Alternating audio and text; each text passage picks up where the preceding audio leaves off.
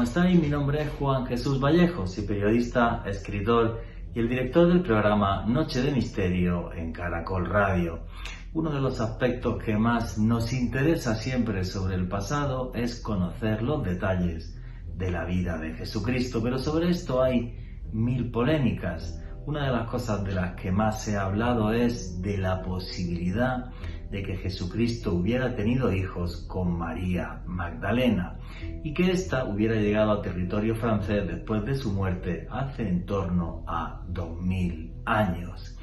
El caso es que sobre esto se hizo una novela muy famosa, conocida, que es El Código Da Vinci, y luego también una película que nos plantea esta posibilidad, que el linaje de Cristo hubiera quedado en Francia oculto durante siglos. Esto es lo que se conocería verdaderamente como el Santo Grial, como la sangre real que descendía de Cristo y de María Magdalena.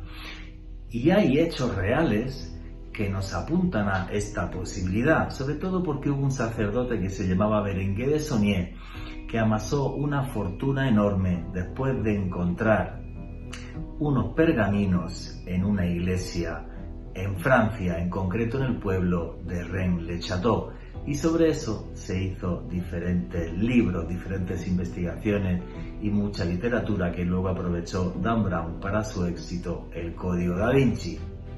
¿Tuvo Jesucristo hijos? María Magdalena se fue con ellos a Francia. Pues si queréis saber sobre esto y mucho más, no os perdáis el último podcast de Noche de Misterio en Caracol Radio, El Oro de Rennes.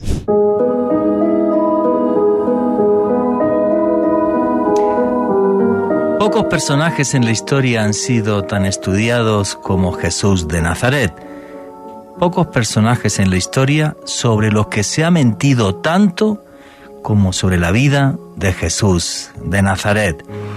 Para empezar, por ejemplo, siempre nos estaban contando la historia de que era carpintero, que efectivamente José, su padre, era carpintero. Pero Jesucristo, señores, Jesús de Nazaret, era rabí, era un rabino, y además siguió la ley judía hasta el día que falleció.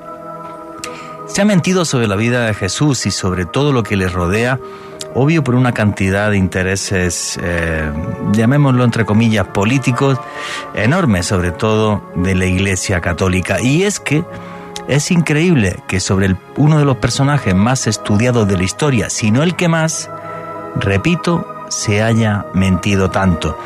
Por ejemplo, se nos dice que nació el día 25 de diciembre, pero que sepan ustedes que esto lo decidió el Papa Liberio en el año 354. Y es que el día 25 de diciembre, que coincide prácticamente con el solsticio de invierno, era además la fiesta romana del Sol Invicto. Así que lo que hizo el Papa Liberio es cambiar una fiesta por otra, y usted no diga nada que le excomulgo. No hay absolutamente ningún dato que nos diga la fecha de nacimiento de Cristo. Es más, si vemos el Evangelio de Lucas, si leemos ese Evangelio, vemos que los pastores se guardaban del frío. Bien, hay que decir que hace 2000 años, en aquella tierra, en Oriente Medio, los pastores solo sacaban el ganado entre los meses de marzo y noviembre. Ahí es cuando lo pastoreaban y iban con él durante varias jornadas. Los meses de diciembre, enero y febrero, por el frío, porque puede llegar a estar a 3, 4 bajo cero, no sacaban el ganado. Con lo cual, que Jesucristo naciera no un 25 de diciembre, sino en diciembre, es, a ojos de la arqueología y de la historia, prácticamente imposible. Pero si nos vamos ahí, seguimos por ahí, ¿piensan ustedes que Jesucristo nació hace 2024 años, que es la fecha, el año 1 de nuestro calendario, lo marca el nacimiento de Cristo? Pues seguramente, si ustedes piensan eso, fácil que estén equivocados. Y les voy a decir por qué. Porque el que decide quién es el año 1, 500 años después de que muriera Jesucristo, es un astrónomo romano que se llamaba Dionisio el Exiguo. Tenía ese apodo porque el hombre parece ser que era bastante pequeñito. Bien, pues lo que decidió este señor, Dionisio el Exiguo, él cogió el calendario antiguo que había, que era el calendario romano, cuyo año 1 era la fundación de Roma, y decidió que Jesucristo nació en el año 753. Pero si analizamos el año 753 después de la fundación de Roma y nos vamos a ver la vida de Herodes el Grande, que supuestamente Jesús nace cuando está reinando Herodes el Grande, y además mata a un montón de niños persiguiéndolo y tal y todo esto. Bien, pues resulta que Herodes el Grande falleció el año 4 a.C., con lo cual mínimo, Jesucristo tuvo que haber nacido en el 4 a.C., posiblemente sea mucho más atrás. Pero es que hay un montón de datos más que están falseados. Por ejemplo, se nos dice en los evangelios que Jesucristo le crucifican unas horas antes de que arranque el Shabbat. El Shabbat, los que han estado en Israel o los que son judíos saben que arranca el viernes a la tarde y va desde el viernes por la tarde hasta el sábado por la tarde.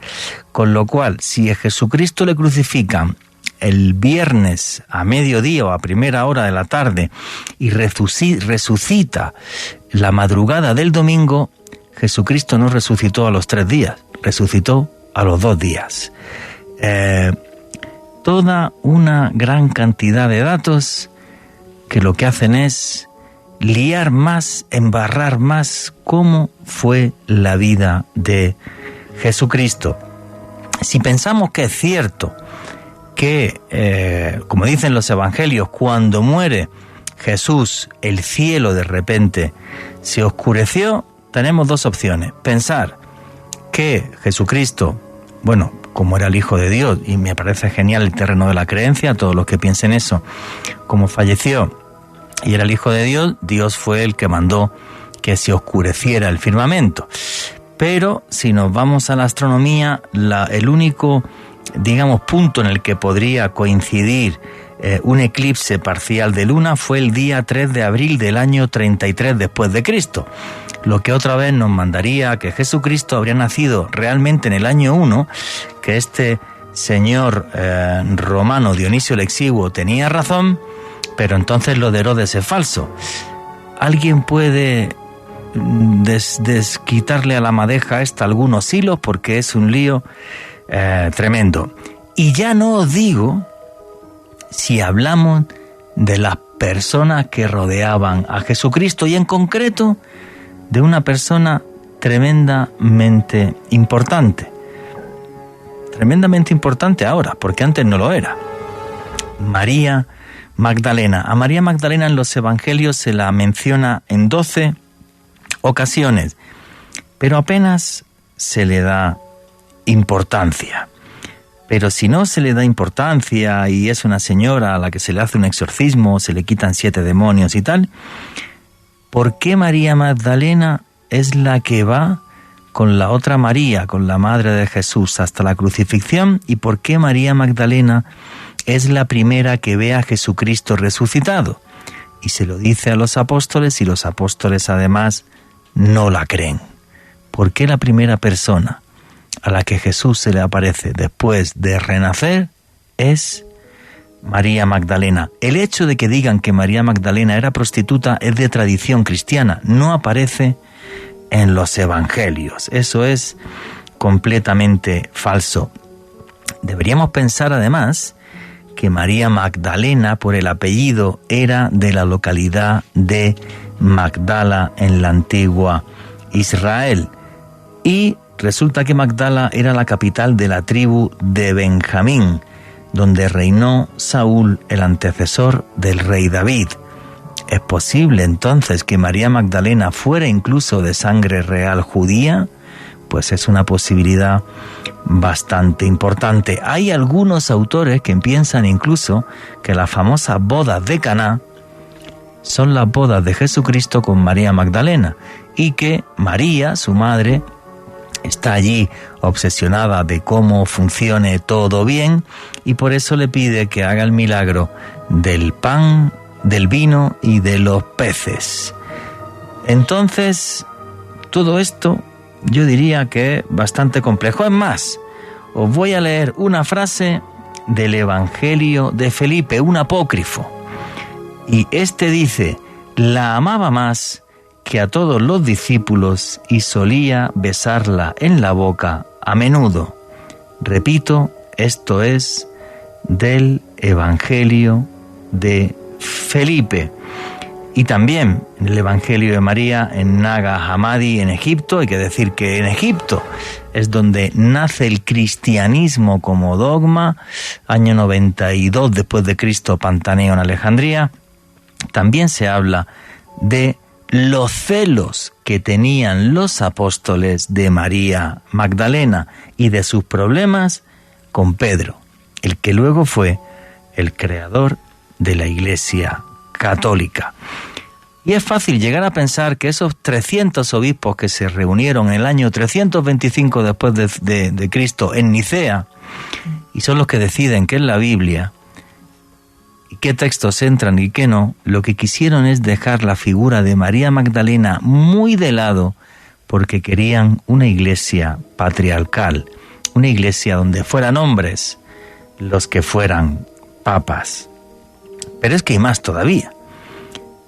¿Cómo es posible que en el Evangelio de Marcos se nos hable de que Jesucristo tenía hermanos y que además tenía hermanas?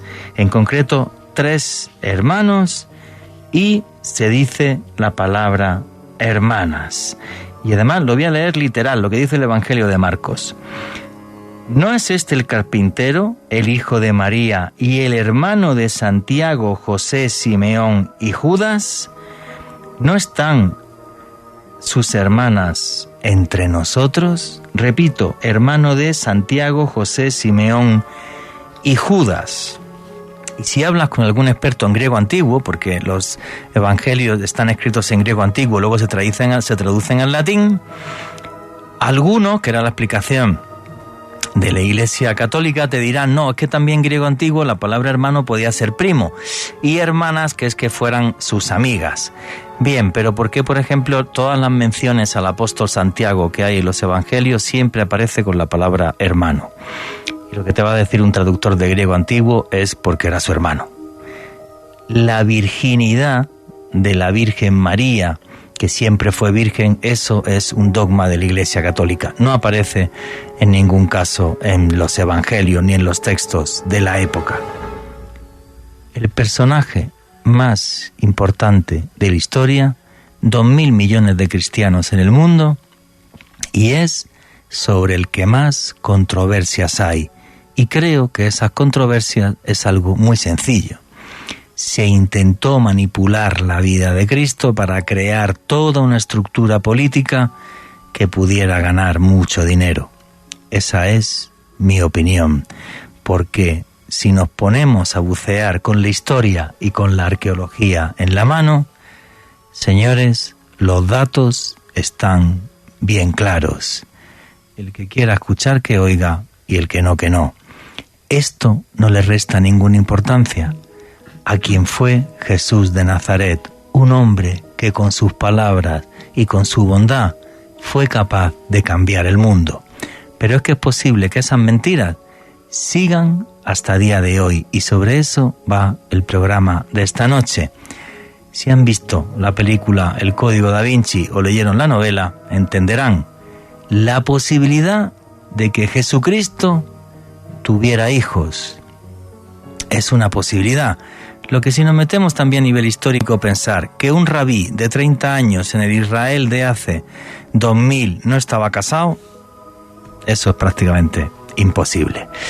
Era lo normal en la época y es más, se evitaba habladurías y gente que le criticara por no estar casado. No era algo que se aceptara en la sociedad. ¿Tuvo Jesús hijos? ¿Quién fue ¿Quién rodeó realmente a Jesús de Nazaret? Todo un mundo de incógnitas que siguen a día de hoy. Un hombre, un carpintero, que cambió la vida de miles de millones de seres humanos y sobre el que se ha mentido hasta la eternidad. Buenas noches, noctámbulos. Mi nombre es Juan Jesús Vallejo. Los que queráis seguirme en redes sociales, mi Twitter es @JuanGVallejo, Juan J.E. Vallejo. En Instagram y en Facebook, Juan Jesús Vallejo. Y esto es otro programa de Noche de Misterio. Y aquí lo que hacemos es periodismo de misterio. Nosotros os ponemos los hechos encima de la mesa y vosotros decidís qué hay detrás y qué no. Este es un programa, ese tipo de periodismo defiende eso que se llama el pensamiento crítico.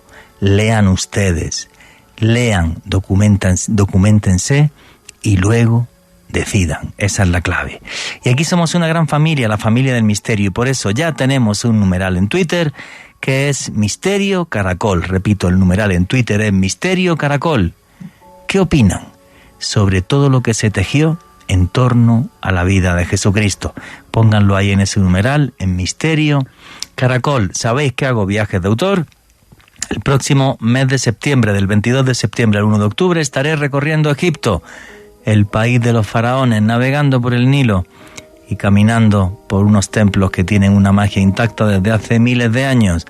Toda la información de ese viaje la tenéis en la página web www.viajesjuanjesusvallejo.com. Y arrancamos ya sin más dilación. Alejandro Bernal, amigo, compañero, ¿cómo estás? Muy bien, Juanje, un saludo para ti, también para todas las personas que en este momento sintonizan la señal de Caracol Radio y también para todos aquellos que consumen este contenido a través del podcast que publicamos en el canal de YouTube de la emisora. Juanje, hoy hablando de un tema que se hizo muy conocido y muy famoso en Occidente a raíz del libro El Código Da Vinci. Sí. Hoy una investigación que tiene un enfoque alternativo muy interesante, muy de conspiración, de la mano del investigador español Luis Tobajas. Efectivamente, y Luis Tobajas, que es la primera vez que está aquí en Noche de Misterio, espero que sean más, se fue a Francia a investigar si los hechos en los que se basa el Código Da Vinci son reales o no. Y os aseguro que su investigación os va a sorprender, porque la trama que hay detrás es más espectacular que si el mismo hecho de que Jesucristo hubiera tenido hijos. Y la entrevista con Luis Tobajas arranca así. Si miramos la figura de Jesús de Nazaret a ojos de la historia, a ojos de la arqueología, la verdad que es bien fácil pensar que Jesucristo, siendo rabí hace 2000 años, en el Israel de hace 2000 años, sí o sí tuvo que tener pareja y existe la posibilidad también de que tuviera hijos. Esto, repito, si lo miramos a ojos de la arqueología, es bastante factible. Sin embargo, el personaje que hizo que la posibilidad de que Jesucristo tuviera hijos y ver lo demás como una conspiración histórica, se lo debemos al señor Dan Brown y a su maravillosa novela, yo me la leí 2 veces, me encantó, El Código Da Vinci, donde nos muestra esta posibilidad.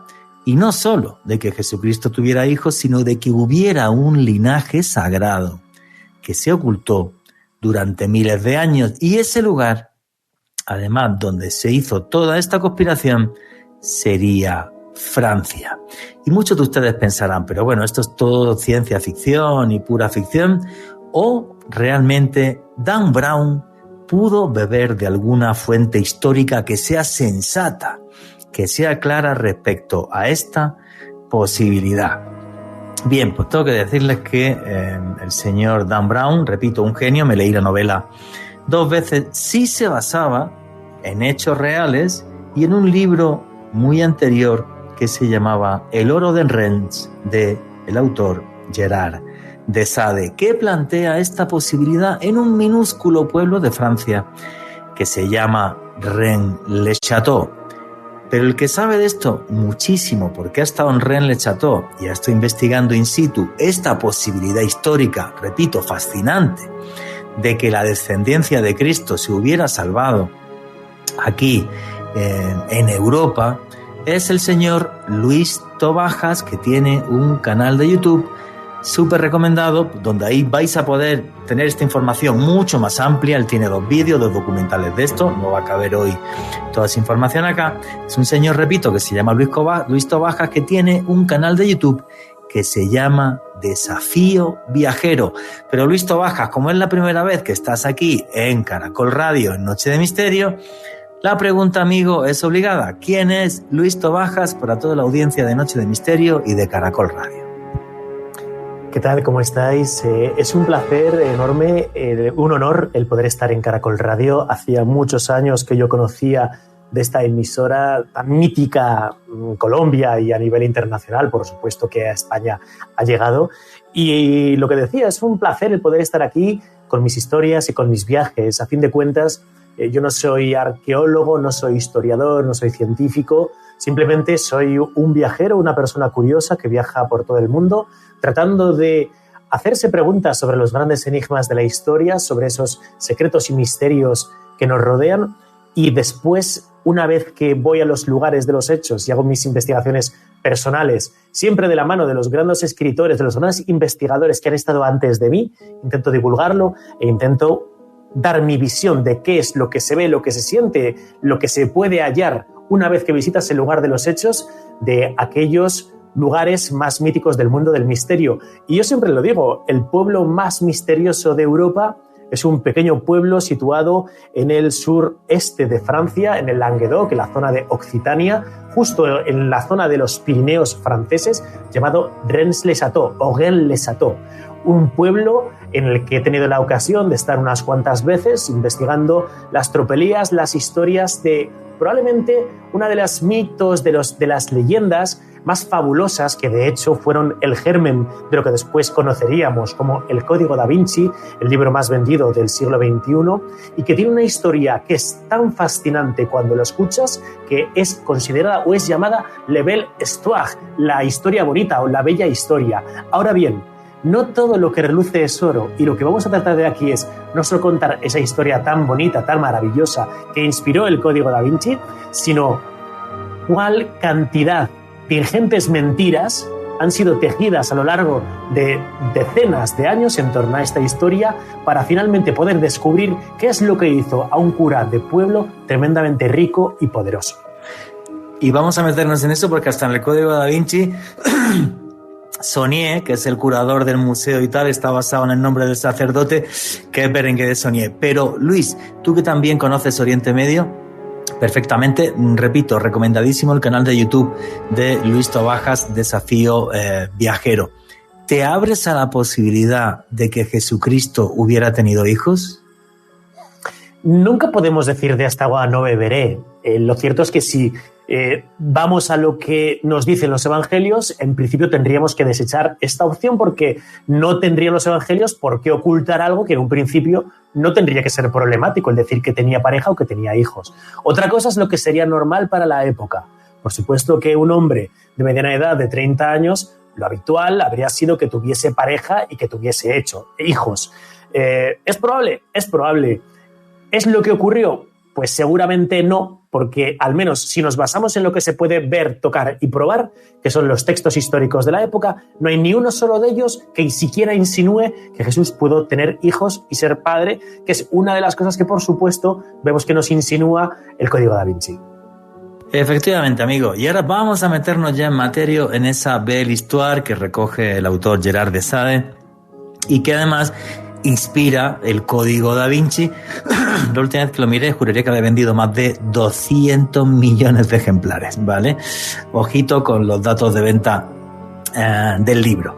Bien, todo arranca más o menos, coméntame en cualquier detalle que yo me equivoque, Luis, por favor, en el año 1885, donde un señor que se llama Berenguer de Saunier, un cura de pueblo, un tipo que no tenía un pasado brillante ni era alguien brillante y tal, llega a un pequeño pueblecito de Francia que se llama Rennes-le-Château. Y en 1891, 6 años después, empieza a hacer una serie de reformas en la iglesia del pueblo. Y ahí cuando está haciendo esas reformas en una iglesia que es muy antigua, la iglesia de la Madeleine, si mal no creo, es el nombre, lo que hace este señor es que, bueno, pues mueve un altar de la época de los visigodos que hay, muy antiguo, que tiene 2 pilares, y en uno de estos pilares aparecen 2 pergaminos que se pueden ver hoy día en el museo local de la ciudad, del pueblito, de Rennes-le-Château. O sea, que esos pergaminos existen. Y supuestamente esos pergaminos estaban encriptados y contaban una historia referente a la vida de Cristo. Todo arrancaría ahí. ¿Hasta ahí vamos bien o no voy bien, Luis? Sí, vas bien, vas bien. Hay alguna cosa que matizar. Esa es la historia bonita, grandes rasgos, ¿no? La iglesia, fíjate qué curioso, se llama la iglesia de Santa María Magdalena. Tú lo has dicho en francés, que es como muchas veces ha sonado, pero es que María Magdalena es el nombre que tiene la iglesia y podríamos pensar, bueno, ya tenemos una pista, está en español y de hecho está escrito así, María Magdalena, justo en la zona del dintel de la iglesia. Bueno, pero es que no está en español, es que está en latín, María Magdalena. No hay que tampoco empezar ya a hacer ese tipo de especulaciones que he escuchado alguna vez de, no, es que el cura hizo un viaje a Toledo y allí pues tuvo distintas iniciaciones y por eso en homenaje a este viaje a Toledo le decide poner el nombre a la iglesia María Magdalena. No, no está en español, está en latín. En un principio se llamaba la iglesia de San Pedro, de San Pierre, pero por avatares que no conocemos se le cambia el nombre a María Magdalena en latín. Listo, se le cambia ese nombre, que eso es antes a que llegue Saunier. Saunier, repito, dice, bueno, la iglesia está hecho un desastre, voy a meterle a esto un poco de dinero y voy a hacer una serie de reformas. Todo arranca con que al mover los 2 pilares visigóticos de uno sale un pergamino. Esto es extraño, no sé si es usual que en los altares se escondan pergaminos, y además él lo que hace es que intenta, o sea, modificando el suelo de la iglesia y tal, saca, además de esto, una losa conocida como la losa de los caballeros. Uh-huh. Y esta losa, básicamente porque estaba un poco borrosa y tal, pero se ven 3 caballeros, 2 de ellos parecen templarios porque parece que estuvieran como si compartiendo un mismo caballo, y detrás otro caballero que lleva un objeto en la mano que no puede vislumbrarse bien qué es. Oye, a partir de ahí, la Iglesia Católica, a finales del siglo XIX, cuando esto sucede, investiga el contenido de los pergaminos e investiga, digamos, la simbología de esta losa, o todo queda en manos de Berenguer de Saunier, del sacerdote que está allí. Lo que nos cuenta la Belle Histoire es que Saunier, una vez que hace este descubrimiento, que por cierto, fíjate que has señalado los pilares visigóticos, ¿no? Y es que una vez tras otra, leas el libro que leas, siempre pone pilares visigóticos. Y sabemos que no son visigóticos, son carolingios. Sin embargo, en el libro de Gerard de Sèvres, de El oro de Rennes, o posteriormente el propio Enigma Sagrado, ¿no?, de Henry Lincoln, que fue también famosísimo, que tuvo esa disputa legal contra el Código da Vinci, también se dice, son pilares visigóticos. Pero es que no son visigóticos, es que son carolingios, ¿no? Entonces ya vemos como libro tras libro empiezan a copiar el error constante que hasta la extenuación todos hemos leído, ¿no?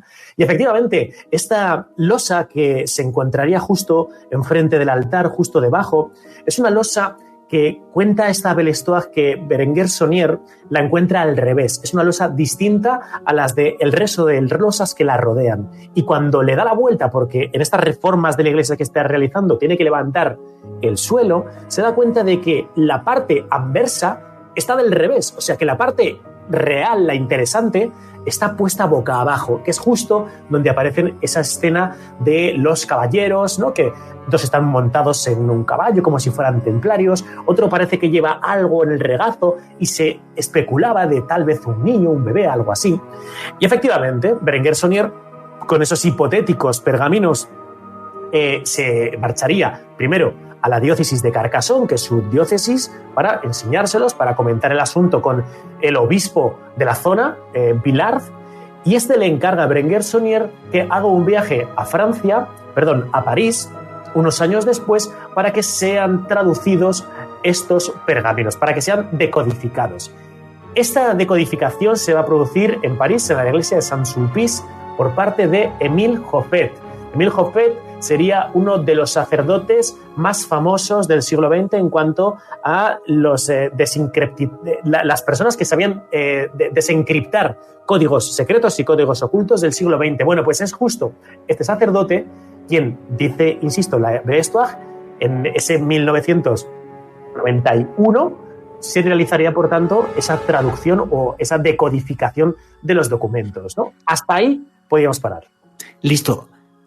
Esa traducción de los documentos, o los documentos además hoy día se pueden ver, juraría, y corrígeme si me equivoco, ¿vale? Que yo no estoy en Relais Château, en el museo local de la localidad. ¿Esos documentos dicen algo relevante sobre la vida de Cristo o no? ¿Son un trozo de la Biblia, algo así? ¿Qué dicen estos documentos? Que creo que es un poco la clave, ¿no? Y si son reales o si se los han inventado, que ya apague y vámonos. Claro, eso es lo primero que tenemos que pensar, ¿no? Es decir, ¿esos pergaminos son reales? ¿Qué es lo que dicen realmente los pergaminos? Porque sabemos lo que dicen los pergaminos, que los tenemos, se pueden leer perfectamente, ¿no? Hay que tener en cuenta que cuando hoy en día accedemos al contenido de los pergaminos, en unos son textos evangélicos, otros lo que citan son pequeñas frases que podrían señalar algún tipo de código, algún tipo de pista. Te voy a leer dos de ellos. Pastora, ninguna tentación que Pousson Tenier tienen la clave. Paz 681. Por la cruz y este caballo de Dios completó o destruyó este demonio del guardián al mediodía, manzanas azules. Vamos, en principio, ningún sentido. Ningún sentido. Y el segundo pergamino lo que dice es: este tesoro pertenece al rey Dagoberto II y a Sion, y en él se encuentra allí muerto. El problema de estos pergaminos es que los que se han considerado durante muchos años reales, sabemos que son falsificaciones que se hicieron en los años 60 por parte del marqués Philippe de Cerisei. Y esto sí es grave, porque si los pergaminos en los que se basa todo se demuestra, como dice Luis Trabaja, que está demostrado, que son falsos, pues apaga y vámonos en esta historia. Pero hay toda una trama detrás, con ciertos personajes de la Iglesia, que os aseguro que es una telenovela, así que no os perdáis el resto del programa o del podcast, según lo que estéis escuchando. Continuamos con Noche de Misterio. Y aquí seguimos en Noche de Misterio, vuestras preguntas y comentarios a través del numeral Misterio Caracol. Nos estaba comentando Luis Tobajas cómo la historia del famoso oro de Rennes, al parecer, se basa en unos documentos que son falsos. ¿Pero a quién beneficiaba esto? Si queréis, nos lo va a comentar ahora después Luis Tobajas, y su entrevista continúa así. Que fue socio y amigo del gran protagonista de esta historia, de este gran montaje, que ya veremos que es un señor de lo más variopinto llamado Pierre Plantard, que ya veremos quién es este señor, ¿no? Que efectivamente reconoció la autoría del contenido de estos pergaminos. Por lo tanto, lo que en un principio se consideraba el contenido oficial de estos pergaminos, que fíjate qué curioso, cuando se publica el primero de los libros que destapa este asunto, que es el oro de Rennes, ¿no? Por parte de Gerard de Sède, él lo que dice es que ha tenido acceso, pero que no puede señalar cuál es el contenido de los pergaminos, ¿no? Que bueno, que lo tiene ahí y que se están investigando. Pero en uno de los libros que le va a suceder, en 1982, el libro El Enigma Sagrado, ahí ya sí que aparece la traducción, el contenido de estos pergaminos, que es lo que acabamos de ver, ¿no? El famoso texto de Manzanas Azules y el tesoro pertenece al rey Dagoberto II.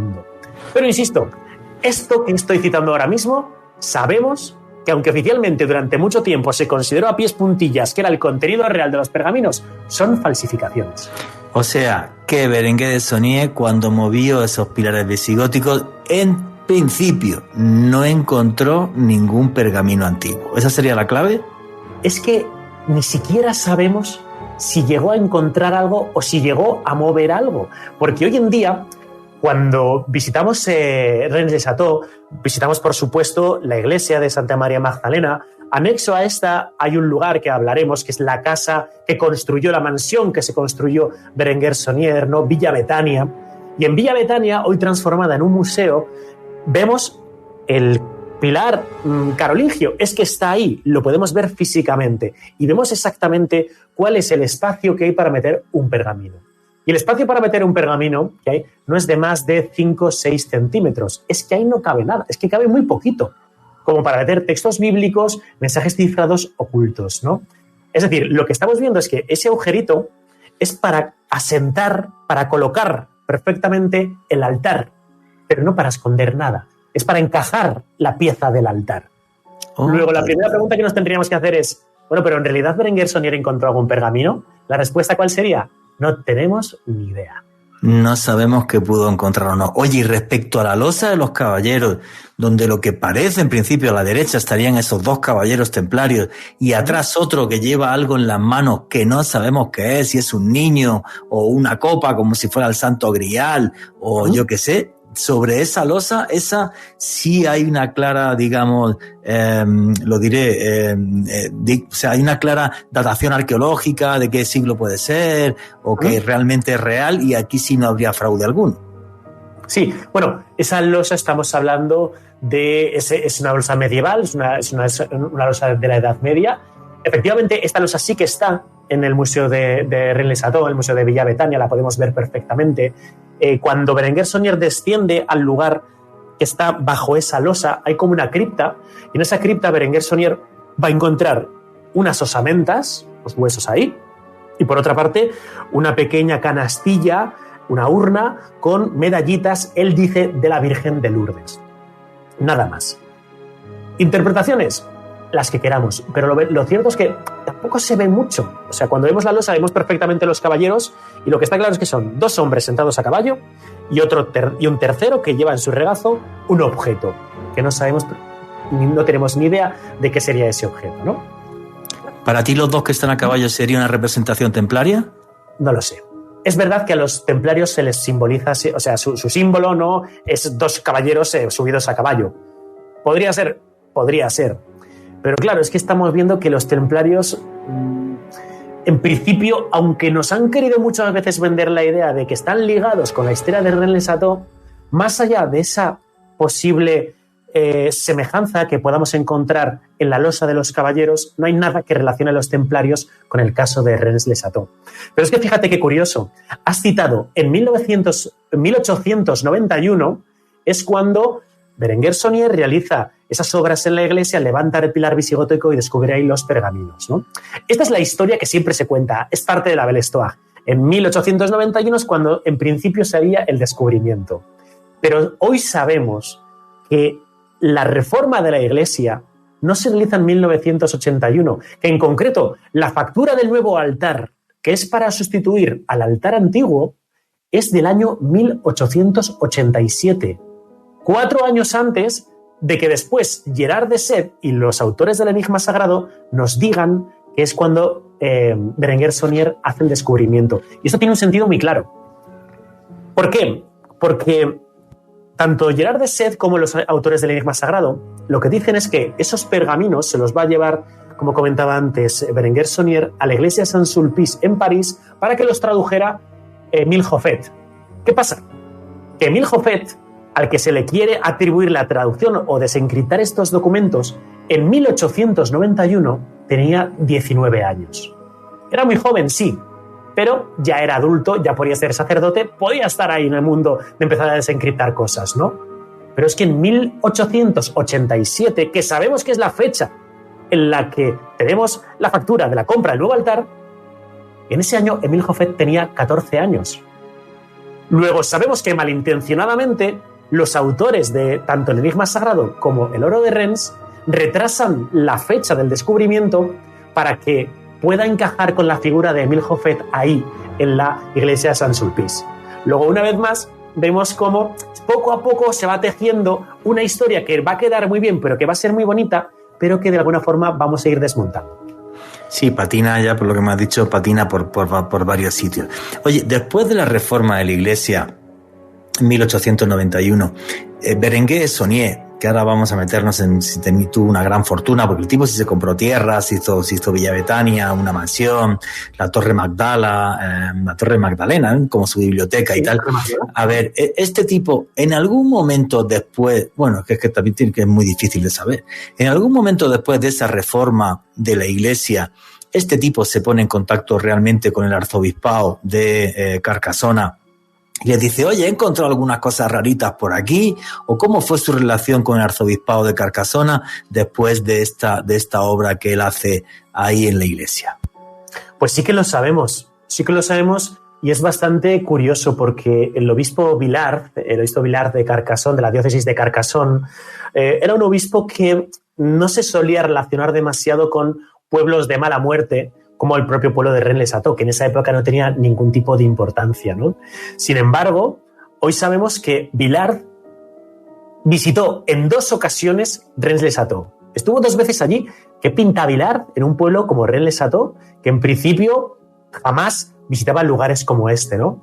Pues visita Rennes-le-Château, en primer lugar, en la inauguración de la iglesia recién restaurada, justo en el año 1897, que es cuando concluye la restauración de la iglesia de Santa María Magdalena, e incluso, fíjate qué curioso, hoy en día cuando visitamos Rennes-le-Château, en el patio de la iglesia justo hay un jardín que le llaman el Calvario, hay un pequeño montículo, ¿no?, que asemeja el propio monte Gólgota. Bueno, pues sobre este hay una cruz, y debajo de la cruz se dice que esta restauración está realizada en honor al obispo Vilar. Es decir, que vemos que hay una relación constante entre Berenguer Saunier y el obispo Vilar, el obispo de la diócesis de Carcassonne. Y esto en principio, insisto, debería de ser extraño porque este hombre no se relacionaba con pueblos como este tipo de poblachos, como es el propio Rennes-le-Château, ¿no? Luego, ¿hubo una relación? Por supuesto que la hubo. Y esto es muy interesante porque nos da ya pistas de que algo sí que había ahí y que efectivamente podremos determinar cuál es la solución a este maravilloso misterio. Y luego ya para seguir con la Belle Histoire, una vez se hace la reforma de la iglesia y Berenguer Saunier se pone en contacto con este obispo, con Vilar y toda la historia, él empieza a amasar una enorme fortuna, compra tierra, se hace esta mansión, Villa Betania, la Torre de Magdala. Eso costaba mucho dinero, no costaba tanto dinero. Él además tenía una supuesta amante, que era la cuidadora Marie, no recuerdo el apellido, una supuesta amante, o sea, era un cura un poco particular. ¿Cómo fue esa historia? ¿Fue rico, no fue rico, su amante? Ajá, efectivamente. Berenguer Saunier fue tremendamente rico, desde luego que para un sacerdote de la época ni en 1000 años habría amasado la fortuna con un sueldo de cura que este hombre acabó teniendo, ¿no? Y es que hoy en día lo complicado es poder averiguar de dónde vino toda esa financiación para construir las edificaciones que Berenguer Saunier construyó. Claro, ¿qué nos ha contado siempre la Belle Histoire? Que una vez que Berenguer Saunier hace este viaje a París para que se desencripten estos documentos, él va a realizar pues algunas visitas al Museo del Louvre. Allí va a adquirir copias de algunos cuadros famosos como Los Pastores de la Arcadia de Nicolas Poussin. Vemos que este sería el nexo con el pergamino que te he dicho antes, ¿no?, que citaba como en Poussin está la clave. Bueno, pues él adquiere una copia de Los Pastores de la Arcadia. Allí se relaciona con una cantante de ópera famosa de la época, María Calvé, y él regresa a Rennes-le-Château. Pues, ¿qué ocurriría? Que en los años sucesivos, le van a llover cantidades ingentes de dinero de toda Europa, de los Habsburgo, de casas reales, etcétera, etcétera, ¿no? Y de esta forma empieza a amasar una gran fortuna que le haría rico y poderoso y que le permitiría no solo terminar la propia construcción de esa mansión, ¿no?, Villa Betania, sino por otra parte terminar la reforma de Santa María Magdalena. Oye, esto te cuenta la historia bonita. Ahora bien, ¿hay algo cierto de esto? No lo sé. Yo la mansión de algún lado saldría. Lo del amante, bueno, amante se puede buscar. Hasta yo que soy feo, si tengo gracia, me busco alguna. Vale. Pero el tema es claro, la Belle Histoire además dice que esa parte de esa plata, que no creo que estén los datos, ¿vale? Eso sí no me lo creo. Ahora me lo comentas tú, que podía llegar a venir de casas reales. Y es más, hay también, digamos, una guinda del pastel, que es que de repente la iglesia se enfada con él y en 1909 le prohíbe hasta que dé misa. Sí. O sea, bueno, y luego vamos a ver lo de la reforma de la Iglesia, que pone una serie de elementos y de símbolos también que, cuando menos o no, dan pie obvio, a pensar en conspiración. Entonces, ¿se hizo rico o no se hizo rico? Lo del amante es fácil, eso sí la tuvo. Mira, fíjate, los procesos judiciales que señalabas. A Berenguer Saunier se le van a iniciar 3 procesos eclesiásticos. Uno en 1909, que va a durar un añito, hasta 1910, donde se le va a acusar de enriquecerse vendiendo misas ilícitamente. ¿Qué quiere decir esto de vender misas? Allí vendía misas todo el mundo. El problema es que lo que no quería la diócesis de Carcassonne es que este hombre vendiese misas sin que lo supiese la diócesis de Carcassonne. ¿Cómo funcionaba el tema de la venta de misas? Para que la gente lo tenga un poco claro. Cuando alguien muere, ¿no? Pues si yo te quiero ofrecer una misa por un fallecido o pues para que mi madre pues, se cure de una enfermedad, etcétera, yo pago a una diócesis, a una iglesia para que celebre una misa en honor a mi familiar, por ejemplo.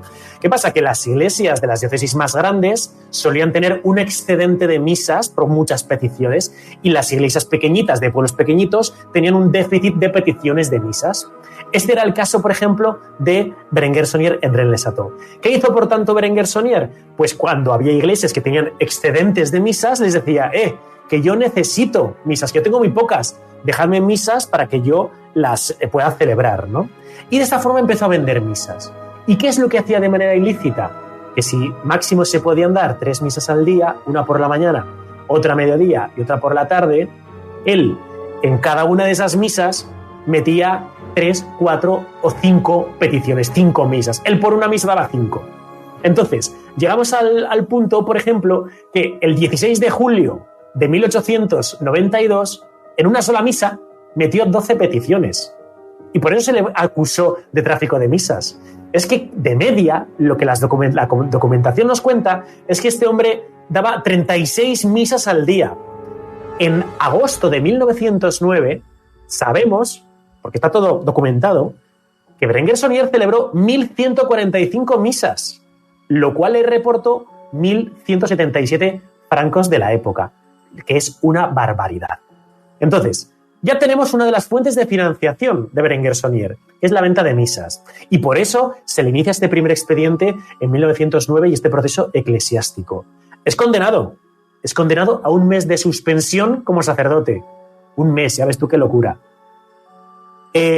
Octubre-noviembre de 1910, segundo proceso eclesiástico contra él. Se le culpa de desobedecer al obispo y esta vez la condena es un terrible retiro de 10 días en un monasterio, para que piense en ejercicios espirituales, ¿no? Y finalmente, en 1911, el año siguiente, se le inicia un tercer expediente, un tercer juicio eclesiástico, para que él aclare cuál es el origen de su fortuna. Porque los datos lo que determinan es que todo lo que Berenguer Saunier ha edificado le ha costado la friolera de 193.000 francos de la época, más o menos como 1 millón de euros de la actualidad, ¿no? Aproximadamente. Bueno, pues se le hace documentar, se le hace indicar de dónde viene cada uno de esos francos que él se ha gastado, ¿no? Bueno, pues él evidentemente lo va a explicar, ahora veremos un poco qué explicación da, ¿no? Pero todo con lápiz, en plan de donación de Madame no sé qué, en 30.000 francos. Pero todo con lápiz así, ¿no? O sea, no pensemos que había facturas de nada, ¿no? Y evidentemente le dicen que eso no es suficiente y entonces le destituyen como sacerdote, le prohíben ya ejercer el sacerdocio hasta que no devuelva lo indebidamente percibido, cosa que evidentemente no iba a suceder jamás. Por lo tanto, vemos que se producen estos 3 juicios contra él. Oye, Berenguer Saunier tenía que haber sido político, que esos roban, pero vamos, a 2 manos. Y aquí Berenguer Saunier no se quedó atrás. Que bueno, si pagan bien 130 misas al día, yo también te doy, ¿eh? No te digo que no. Pero en fin, oye, qué personaje, tío. Eso no lo sabía.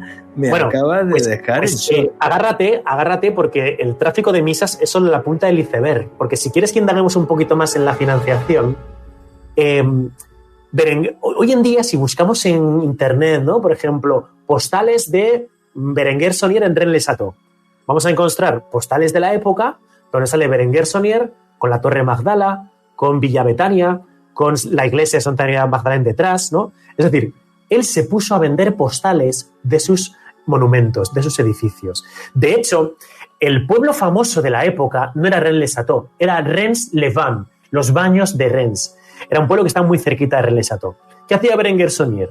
Berenguer Saunier iba al pueblo de al lado, a Rennes-les-Bains, para hacer publicidad de su pueblo y decirles a todos los bañistas que se fueran a Rennes-le-Château, que les iba a enseñar sus construcciones, les iba a enseñar la Villa Betania, la Torre Magdala y tal, porque él era un sacerdote con alma de artista y así se promocionaba. Y cuando se los traía a Rennes-le-Château, les vendía las postales y se convirtió en un agente de viajes. Pero hasta el punto en que cuando él metía a los visitantes en la iglesia de Santa María Magdalena para enseñarles toda la reforma que había hecho y esos supuestos códigos que él va introduciendo dentro de la iglesia, él introduce dentro de una iglesia de pueblo, pero pequeñísima. La iglesia de Rennes-le-Château es una ermita de pueblo, pero del pueblo más pequeño que nos podamos imaginar, es muy pequeñita. Bueno, introduce 8 cepillos, es decir, 8 óvulos de Pedro para que la gente ponga ahí su correspondiente donación, su donativo. 8. Si yo voy un día hoy a la Catedral de Valencia, me voy a encontrar 2 o 3. Estamos hablando de una catedral de una señora ciudad. Pero es que en la iglesia de Rennes-le-Château hay 8, que prácticamente cada metro y medio tienes un lugar donde poder echar la donación, ¿no? Es decir, que este hombre lo que fue un Rockefeller de la época y que era más listo que el hambre. Él era un pillo de la vida.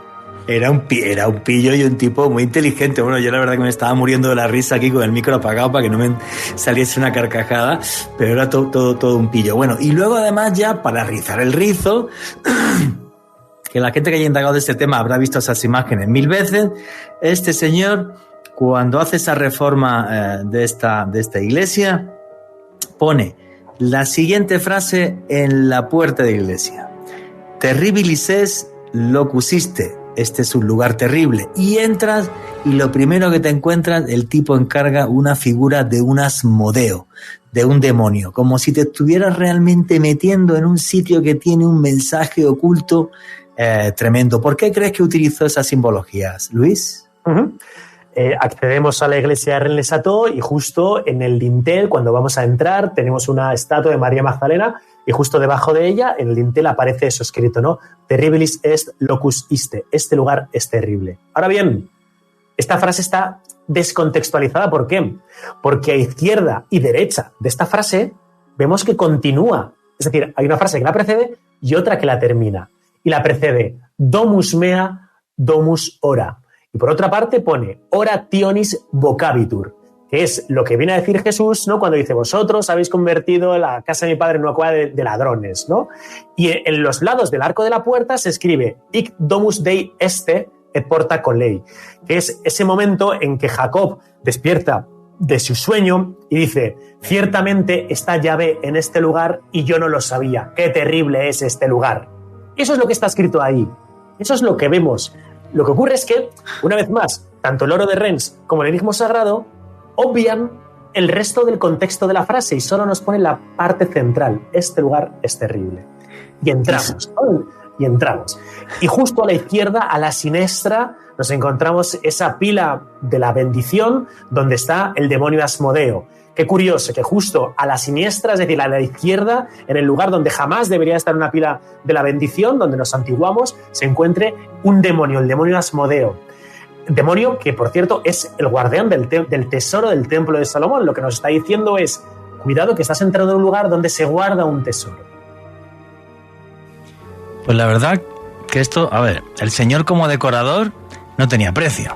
A ver, te metes en una iglesia, en una pila bautismal, ves a un demonio, pues es una cosa que yo no he visto jamás, absolutamente, en mi vida. ¿Tú qué opinas, Alejandro? Y es bastante exótico, Juanje, lleno de significado, y como lo vamos desentrañando con nuestro amigo Luis Tobajas, no solamente va en contra de esa Belle Extoire, esa historia oficial, sino que claramente Berenguer de Saunier, como decía Juanje, tiene un sentido de la estética muy particular para adornar una iglesia. Era un genio, el tipo, que no era un genio. Fíjate, seguimos hablando de él, pues muchísimas décadas después de que falleciera.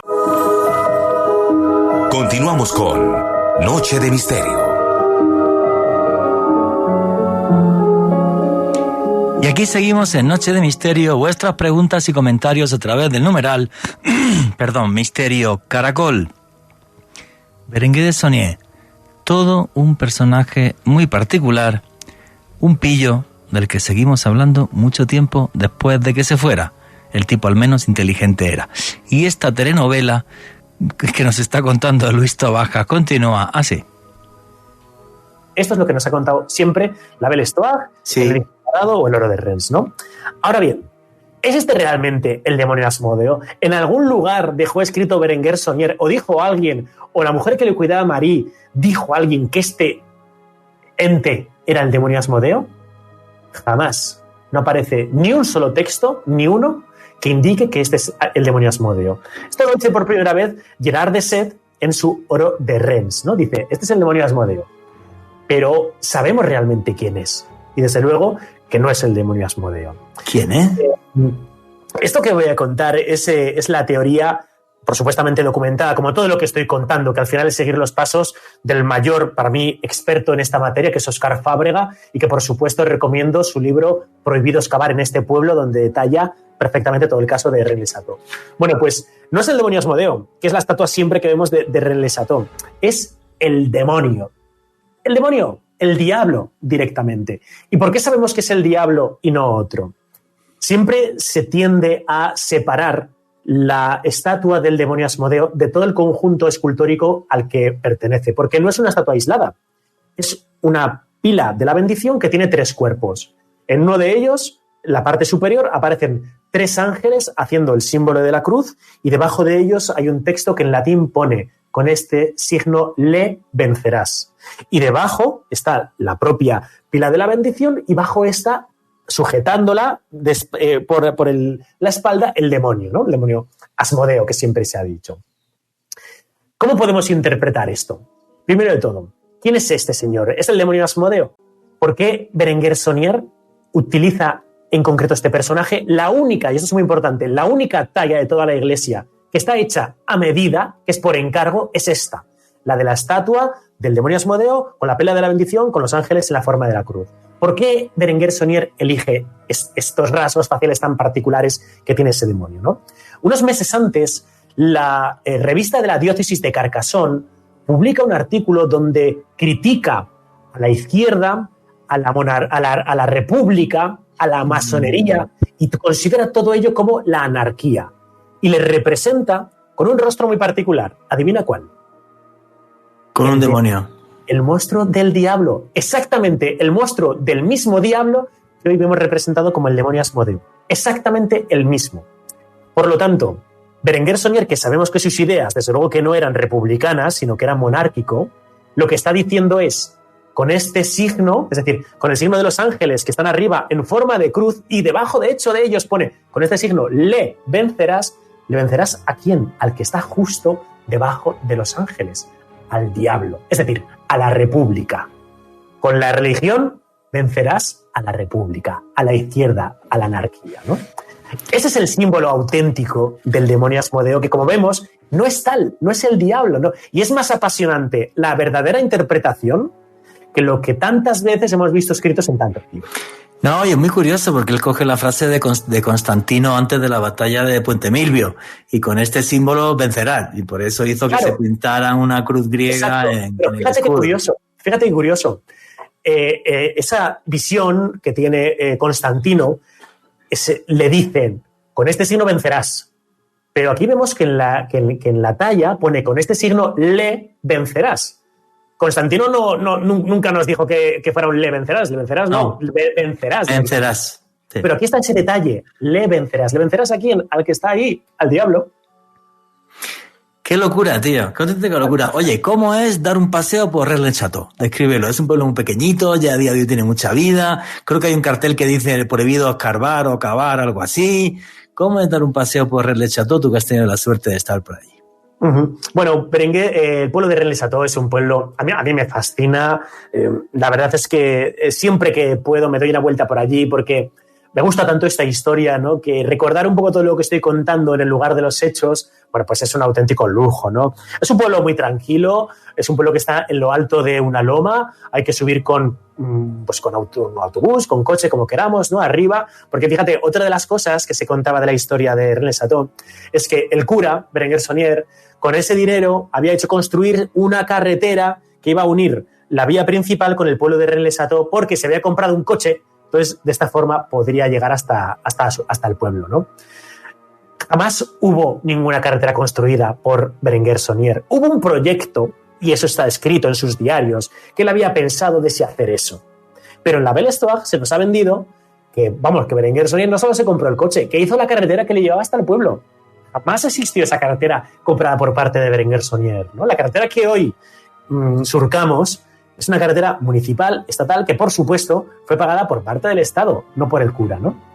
Y cuando accedemos a Rennes-le-Château, lo primero que nos encontramos es ese cartel que acabas de citar. Está justo a la entrada del pueblo y viene a decir, en español siempre se ha traducido como prohibido excavar en este pueblo, pero la traducción sería más bien prohibido escarbar en este pueblo, ¿no? Y si quieres te cuento el porqué de esta historieta, porque muchas veces se ha oído, ¿no? Yo siempre he escuchado por ahí que no. Una vez que se publicó todo este asunto del oro de Rennes y tal, ¿no? Pues los domingueros iban allí con sus palas a cavar y dejaron el pueblo pues hecho un queso gruyère para ver si encontraban algún tesoro, ¿no? Pues nada más lejos de la realidad. Sabemos exactamente cuándo se va a poner ese cartel y por qué. Y es que fíjate, estamos en 1958, atraído por la historia de Berenguer Saunier y Rennes-le-Château, un hipnotista muy rico, un hipnotista normando llamado Ronald Domengué. Este fue acompañado a Rennes-le-Château con una medium. Entonces, bueno, pues llegan allí en ese 1958 para hacer sus investigaciones sensitivas, a ver si, bueno, pues podían ver alguna historia y por supuesto que no descubren absolutamente nada. Pero a este hipnotista, a Ronald Domengué, le gusta el pueblo. Se compra una casa allí y se queda a vivir allí, ¿no? Para seguir haciendo sus investigaciones. Claro, unos chavales le gastan un día una broma. Saben que este hombre, pues bueno, es un obsesivo de la historia de Rennes-le-Château, ¿no? Y unos chavales lo que hacen es meten en una botella de papel amarillento con los bordes quemados, pues un pergamino. Y tiene un texto, ese pergamino que metió en la botella, ¿no? Y pone, si sigues este mapa, accederás a las cuevas de la ciudadela donde se halla el poder. Y lo entierran en el jardín de la casa de este hombre. Claro, este hombre acaba casualmente encontrando la botellita con el pergamino que le han dejado ahí los chavales para gastarle una broma. En ese pergamino, además, es que hay un mapa con una X. Este hombre llega hasta allí, empieza a excavar 3 metros bajo tierra, allí que no encuentra absolutamente nada, hasta que decide colocar dinamita. Bueno, explota en trozos la roca madre del subsuelo y son proyectados por todo el pueblo, destrozando varios tejados y provocando daños, ¿no? Y por eso el alcalde del pueblo aprueba un decreto municipal para prohibir las excavaciones en la villa de Rennes-le-Château. Prohibido escarbar en este pueblo. Dios santo, qué bruto. Dinamitó además y se cargó el subsuelo y tal. Oye, y sobre el tema del famoso cuadro de los pastores de Arcadia que dice Et in Arcadia ego, en Arcadia estoy, y este pintor Poussin se llamaba, ¿no? Nicolas Poussin. Nicolas Poussin. ¿Qué hay sobre la historia de este cuadro? ¿Qué opinas del cuadro este? Pues mira, a principios de los años 70 se localiza una tumba en las proximidades de Rennes-le-Château que es idéntica a la tumba que aparece en ese cuadro de Nicolas Poussin, Los pastores de la Arcadia, ¿no? Eso sí, en esta tumba que se localiza no pone en ningún lado Et in Arcadia ego y en Arcadia estoy. Pero es que además, como empezaron a llegar curiosos a visitar esa tumba, el propietario de los terrenos que hizo la voló por los aires, así que adiós a la posibilidad de conocer algo más de esta historia, ¿no? Claro, lo que deberíamos de pensar es, ¿se inspiró Nicolas Poussin en esta tumba para pintarla en su cuadro? ¿O el diseñador de esta tumba se inspiró en el cuadro de Poussin, ¿no? Que sería como fuere. El caso es que entre esa tumba, que le llaman la tumba de Arques es una localidad, Arques es una localidad que está próxima a Rennes-le-Château. Entre esa tumba y la historia de Rennes-le-Château no hay más relación, no hay mayor relación que esa posible adquisición por parte de Berenguer Saunier del cuadro de los pastores de la Arcadia.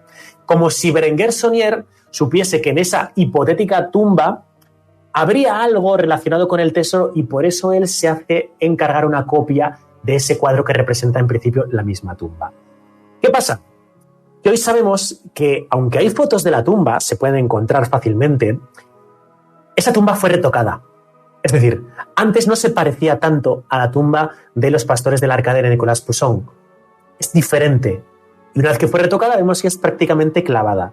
Pero más allá de esa posible unión Si Berenguer Saunier, en esos paseos que él se daba por las proximidades con Marie, pudo encontrar algo en esa tumba, no lo sabemos más allá que esa hipotética compra que hizo de la réplica de los pastores de la Arcadia, que, insisto, aparece que aparece en el Enigma Sagrado. Es decir, si aparece en el Enigma Sagrado, yo en principio ya lo pondría en cuarentena. Macho, qué locura, tío. Perdón. Oye, ¿y cómo es caminar por Villa Betania? ¿Cómo es la mansión que se nos hizo Berenguer Saunier? Y la Torre Magdala, su biblioteca. Sí, es maravillosa. Villa Betania es un lugar, a mí me encanta. Es una pequeña casita de varios pisos, ¿no? Todo muy palaciego. Lo que tenemos que tener en cuenta, y esto es muy importante, es que siempre se nos ha dicho que Berenguer Saunier se construyó una mansión, se construyó un palacio para vivir ahí con unos superjardines y tal, ¿no? Berenguer Saunier toda su vida vivió en la casa parroquial.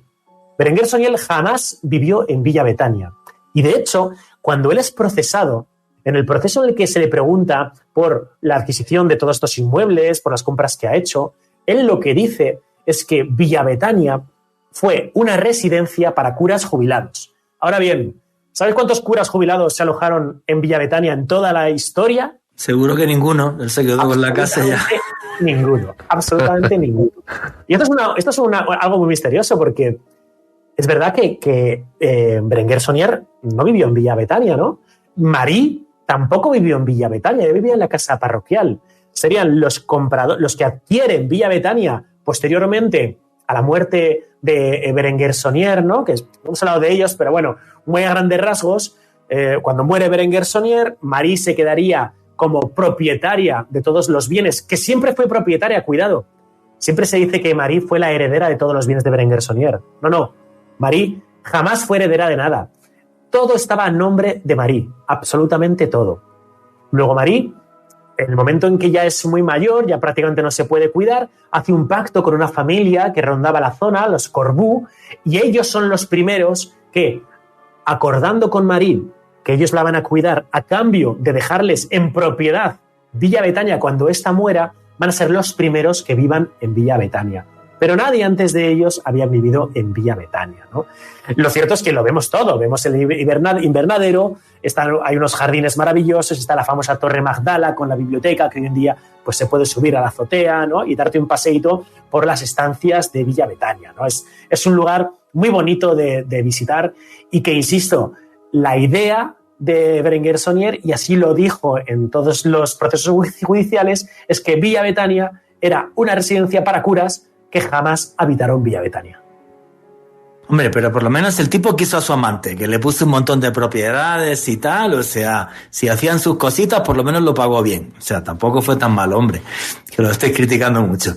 En fin.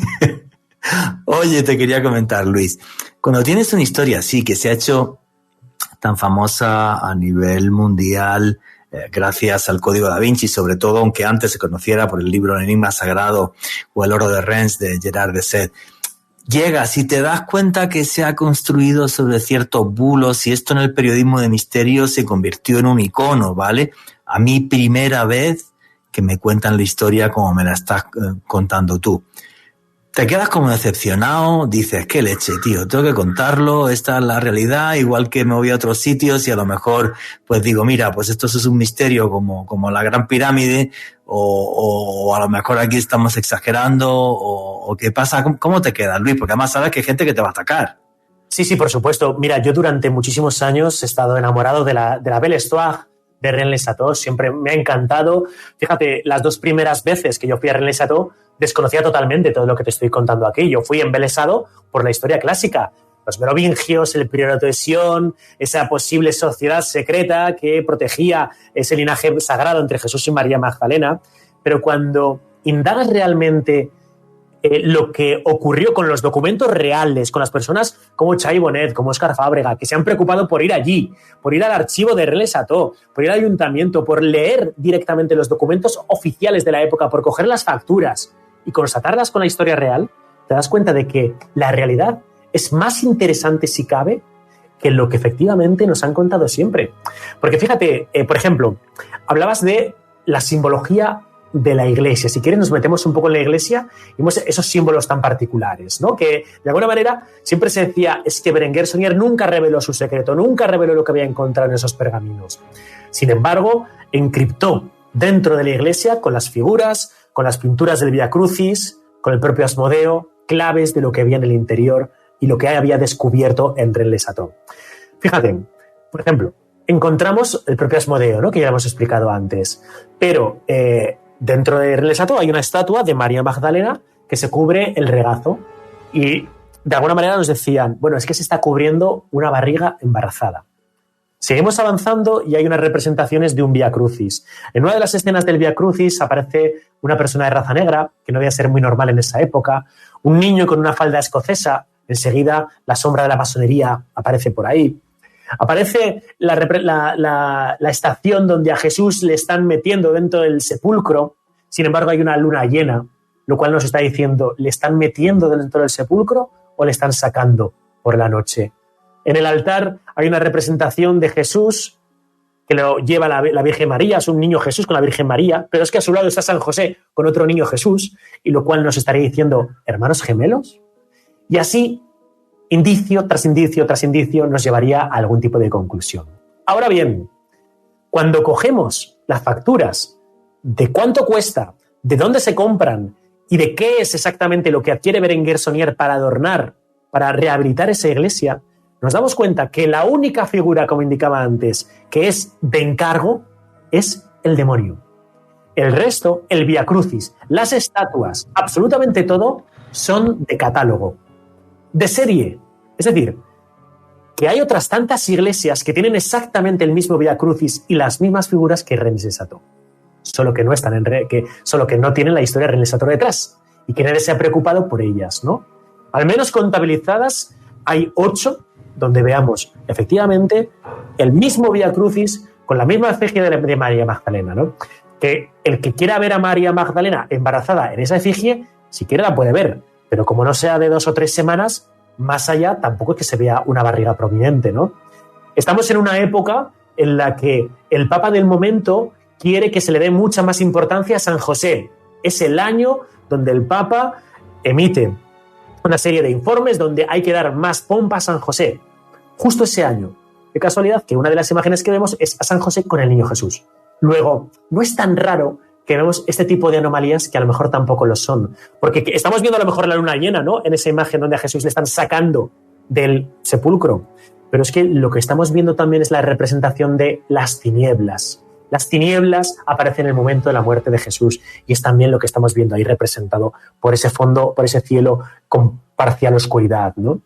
Luego, fíjate qué curioso, esos indicios que siempre hemos visto enmascarados, a lo mejor no son tantos, porque, vamos a ver, si yo soy Berenguer Sonier, si yo he encontrado un secreto que me ha hecho rico y poderoso, ¿qué hago?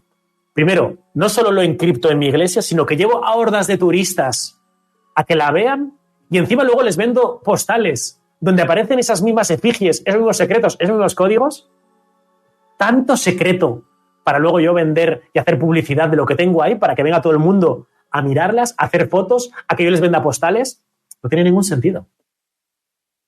Pero lo que sí es curioso entonces es que en esas 8 iglesias aparecen una serie de símbolos que también tendrían una explicación lógica, pero que siguen teniendo cierta parte de mensaje críptico, ¿no? Me decías que había un Vía Crucis, que aparece un tipo con una falda escocesa, y obvio, se relaciona con la masonería, que nace en Escocia, que aparezca un señor de color, o que incluso se pueda dar alguna pincelada de, oye, que Jesucristo, pues a lo mejor tuvo hermanos, que bueno, en uno de los evangelios, no recuerdo cuál es, se dice que tuvo...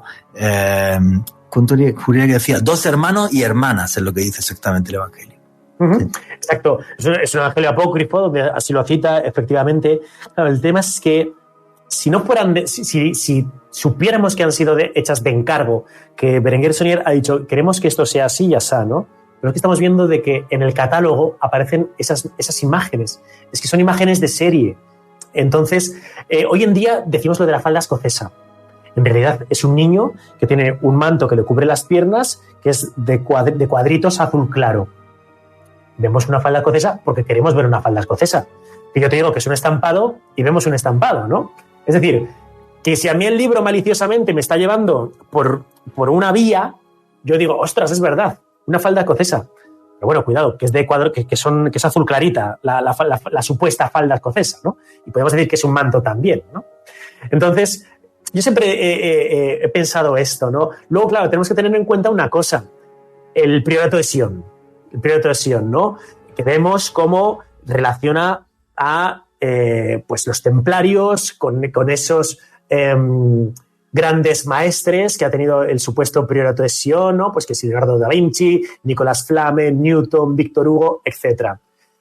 El priorato de Sion, como asociación, vemos que se va a registrar a ver si caigo, en el registro de sociedades francesas se registra la asociación Circuit. ¿Qué significa esto? Asociación para la Caballería de Instituciones y Reglas Católicas de la Unión Independiente Tradicionalista, en el año 1956. Antes del año 1956, esta asociación Circuit no existía. Y es unos años después cuando se le va a cambiar el nombre. Ya no va a ser Circuit, sino que se le va a llamar Priorato de Sion. Y la única intención que tenía esta asociación, pues era, bueno, una asociación de caballeros, de gente que se considera caballero en el siglo XX, destinada a restituir la antigua caballería bajo los criterios de la tradición cristiana. Pues esta asociación de 1956, Circuit, es que luego, unos años,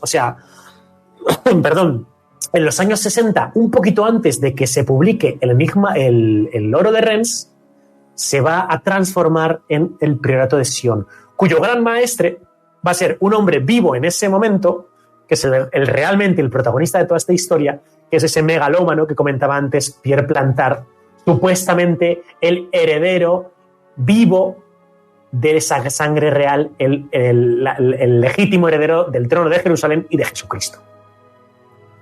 Pues anda que reclamó pocos tronos.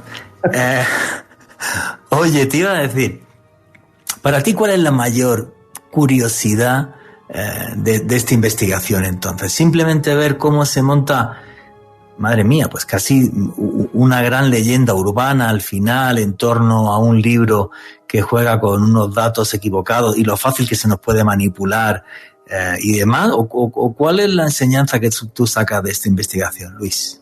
Pues la sorpresa final. Y es que hemos visto cuáles pueden ser las fuentes de financiación de Berenguer Saunier, ¿no? Las misas, su agencia de viajes, que seguramente encontró algo, ¿eh? Yo creo que encontró algo, no sé si algún tipo de tesorillo medieval, algo que le impulsase, no lo sabemos, seguramente encontró algo, pero hay una sorpresa final que podría determinar la clave absolutamente de todo este rompecabezas para cerrar el círculo. Fijaros, esto es lo que cuenta Óscar Fábrega en Compendium Redae por los documentos a los que él accede, por las publicaciones a las que él accede de la época, y que a lo mejor le podría dar esa pieza que le falta al puzzle. Antes hemos comentado que el obispo de Carcassonne, que el obispo Villard, fue realmente bastante amigo, estaba muy unido con Berenguer Saunier. Pero fijaros qué curioso, sabemos que el obispo Villard, ese obispo con el que tenía tan buena relación Berenguer Saunier, recibió una herencia a través de una feligresa que se quedó viuda, que se había divorciado, que muere, ¿no? Entonces le da la herencia, toda esta viuda, al obispo Villard. La herencia, cuidado, es de 1,2 millones de francos, que dejarían en una absoluta ridiculez a la supuesta riqueza de Berenguer Saunier de 193.000 francos. 1,2 millones de francos. Pero es que hay más. En el año 1896, 11 años después de que llegue Berenguer Saunier por allí, al obispo Villard le acusa un periodista en el diario Le Dépêche, en un artículo titulado Las cajas negras, donde se le acusa al obispo Villard de meter la mano en la caja de las pensiones de la diócesis de Carcassonne, donde se cuenta que faltaban la friolera cuidado de más de 500.000 de francos. Qué casualidad que siendo Saunier, un sacerdote de pueblo, que el pueblo de Rennes-le-Château sea un pueblo prácticamente de mala muerte, Villard haya estado 2 veces en el pueblo de Rennes-le-Château y que encima el Calvario, es decir, el jardín de la iglesia de Rennes-le-Château, esté dedicada a este cura. Y sobre todo, qué casualidad que Berenguer Saunier en el proceso judicial lo que dice es que lo que ha construido la Villa Betania es una residencia para curas jubilados. Y que justo de lo que se le acusa al obispo Vilar es de meter la mano en la caja de las pensiones de la diócesis de Carcassonne. ¿Y si existió algún tipo de tejemaneje entre estos dos? Y Berenguer Saunier utilizó parte de esa supuesta, no sabemos si herencia que consiguió Vilar, si robo de la caja de las pensiones que realizó el obispo Vilar para, primero, enriquecerse y, por supuesto, realizar parte de las construcciones que él hizo. Podría ser una hipótesis y explicaría, por supuesto, todas las construcciones que Berenguer Saunier hace en Rennes-le-Château, teniendo en cuenta, sobre todo, que tampoco era un curo tan rico, que todas las construcciones que Berenguer Saunier realiza se van a actualizar entre 1887 y 1897, en 10 años, y que prácticamente tanto Villa Betania como las obras de la iglesia, como la propia Torre Magdala, son pagados a plazos. A plazos. Un cura rico, multimillonario, paga todas estas construcciones a plazos. Incluso las obras de la Torre Magdala tienen que ser paralizadas por falta de financiación. Y es necesario que el arquitecto le diga a Berenguer Saunier: oye, ánimo, tú sigue con esto, venga, vamos a seguir pagando lo que hay que terminar, lo que va a quedar muy bonito. ¿Alguien que le sobra tanto dinero realmente tiene que pagar todo esto a plazos y con problemas? Como ves, es una madeja gigante y desenredarla pues es un trabajo quirúrgico complejo, pero por lo menos yo creo que en este ratito hemos ido dando unos pequeños indicios para que todos los amigos de Radio Caracol puedan sacar su teoría. Muchísimas gracias, amigo. Yo lo que creo es que a lo mejor Berenguer Saunier básicamente era el testaferro de Vilar. Y sí, a lo mejor pago a plazo, pero para disimular. También. Podría ser, porque, claro, si soy un ladrón y se me ve a la legua, ¿vale? Es como aquí en Colombia, como tenemos cierto problemilla y hay algunos que de repente nadie tiene muy claro por qué tienen tanta plata, y esos que tienen tanta plata se dieron cuenta que era mejor no destacar tanto. Es mejor pagar a plazos y que se crean que no tienes tanto dinero y así no te ponen la vista encima, ¿vale? Pero que me parece súper heavy. Sí, que fuera el testaferro de este. Al final la que más se benefició fue el amante, Marí, que se llevó un montón de plata, pero bueno. No, es una historia que me parece súper curiosa. Oye, investigando tú que viajas tanto, repito tu canal de YouTube, Desafío Viajero, ¿te has encontrado con muchas más historias así de enigmas arqueológicos que cuando llegas allí dices, me cachis, se me desmontó todo esto? ¿Te has encontrado muchas historias así? ¿O esto es algo excepcional? ¿Realmente no es tan fácil urdir un bulo que sea capaz de aguantar tantas décadas? Bueno, es que todo este bulo al final fue urdido por parte de este hombre que avanzamos al principio, ¿no? De Pierre Plantard, que es quien poco a poco vemos que va a ser el Pepito Grillo, que va a ir metiendo y que va a ir procesando determinada formación, va a ir filtrando determinada información y documentos a Gerard de Sète, el primer escritor del Oro de Rennes, ¿no? El primer escritor de todo este rollo de Rennes-le-Château. Y vemos que en los años sucesivos Pierre Plantard va a ser el que va a urdir todo este montaje. Hay que tener en cuenta que Pierre Plantard, que de hecho él en un juicio que tuvo, porque a él se le acusó de tener determinadas relaciones con la mafia, él incluso, cuando ya se vio contra la espada y la pared, dijo que todavía ha sido un montaje, que todavía ha sido salido de su cabeza y que, bueno, que le dejasen en paz con este tema de Rennes-le-Château, que ya estaba bien, ¿no? Que le dejasen tranquilo porque pudo llegar a ir a la cárcel por una relación que hubo entre este señor y la mafia siciliana, ni más ni menos, ¿no? Y cuando realmente investigas casos como este, te das cuenta de que la historia real que está detrás del mito es casi más interesante y más emocionante que el propio mito, ¿no? Yo creo que tal vez la calavera de cristal fue, pues, para mí, una de esas decepciones en principio que he podido tener, ¿no? Pues en principio, cuando empecé con la historia de la calavera de cristal, me encantaba, pensaba que era cierto, y parece ser que todas las que han podido ser estudiadas arqueológicamente, o casi todas, pues han resultado de factoría relativamente moderna, ¿no? Podría ser esa.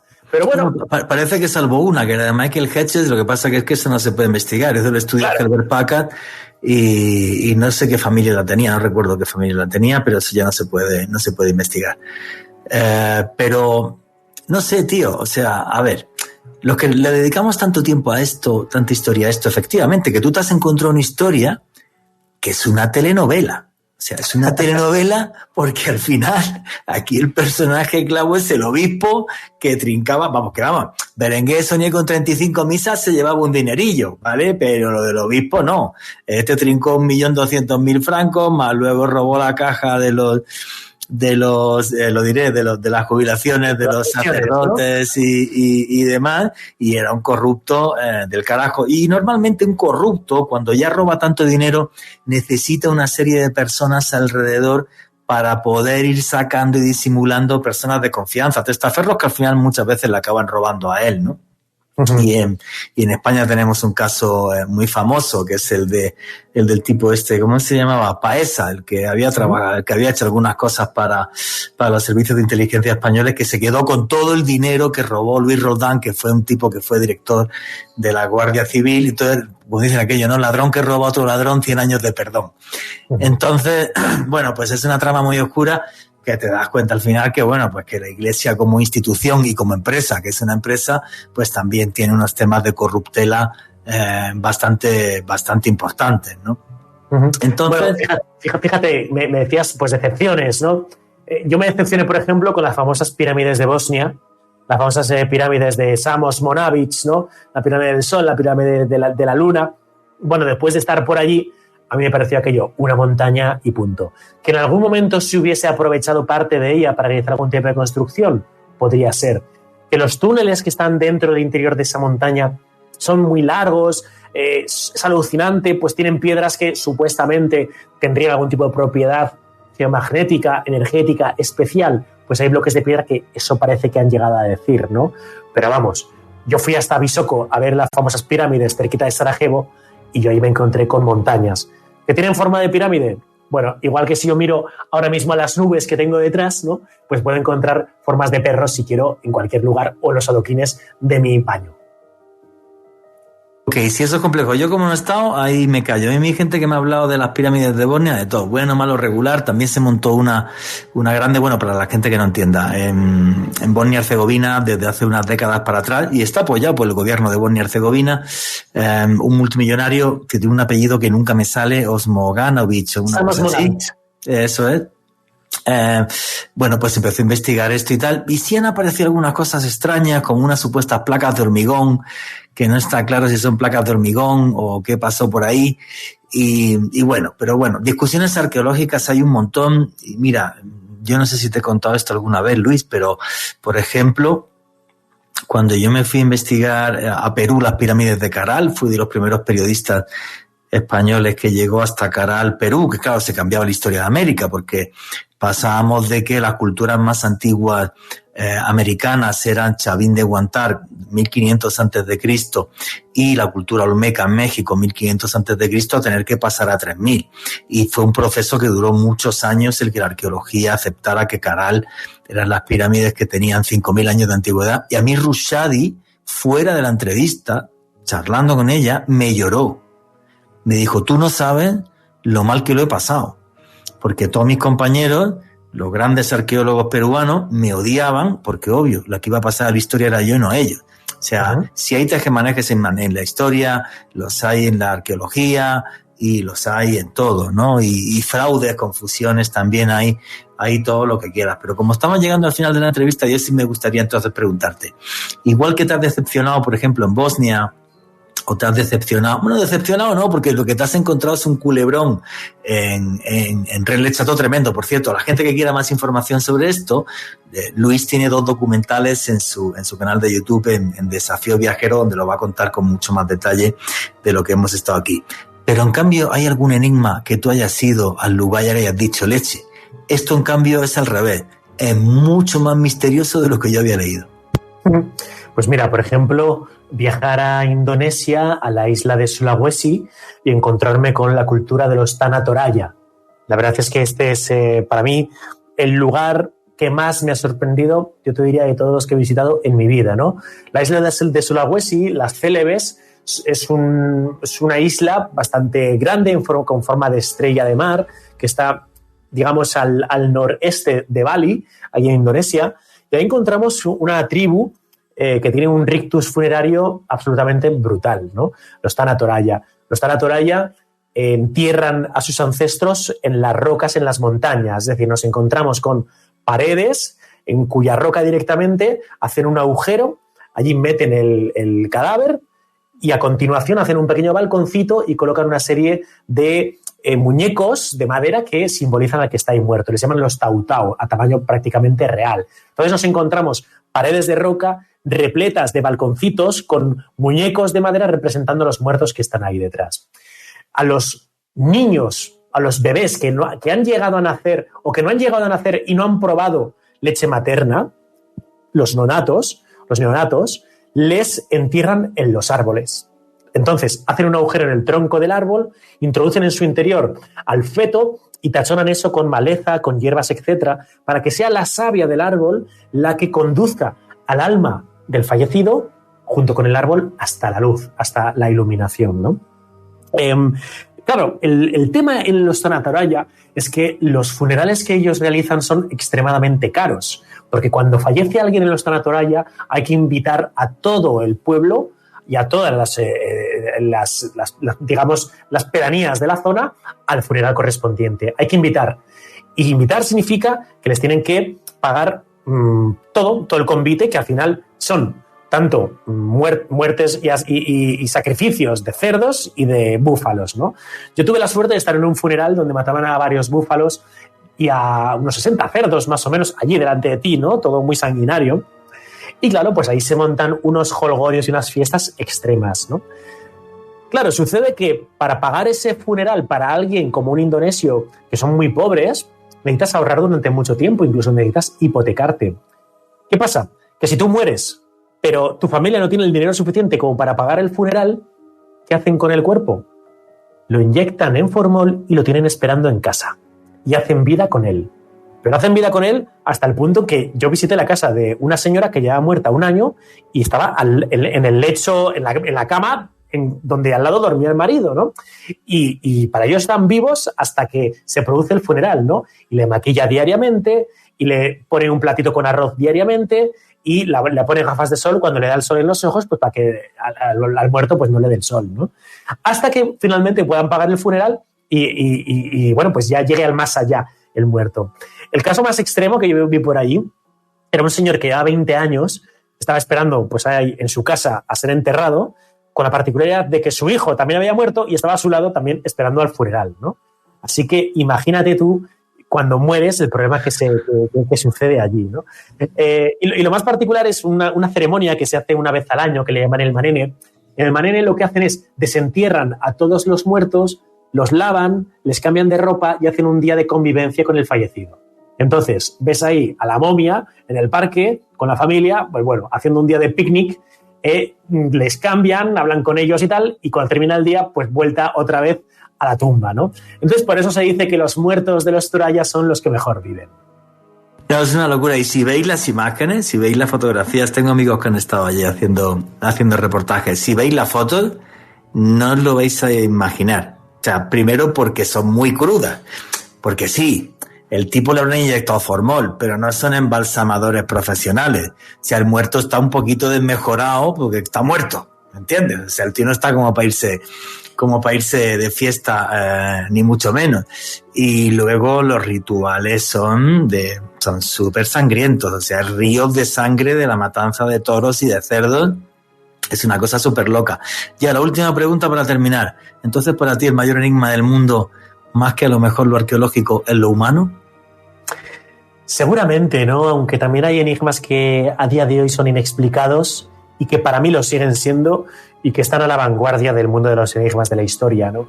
La sábana santa a mí me parece uno de los misterios que todavía no se pueden resolver y que a día de hoy sigue siendo inexplicado, y por mucho que nos quieran hacer ver que el carbono 14 ya la convirtió en una falsificación medieval, tiene anomalías que son imposibles. Sí, correcto.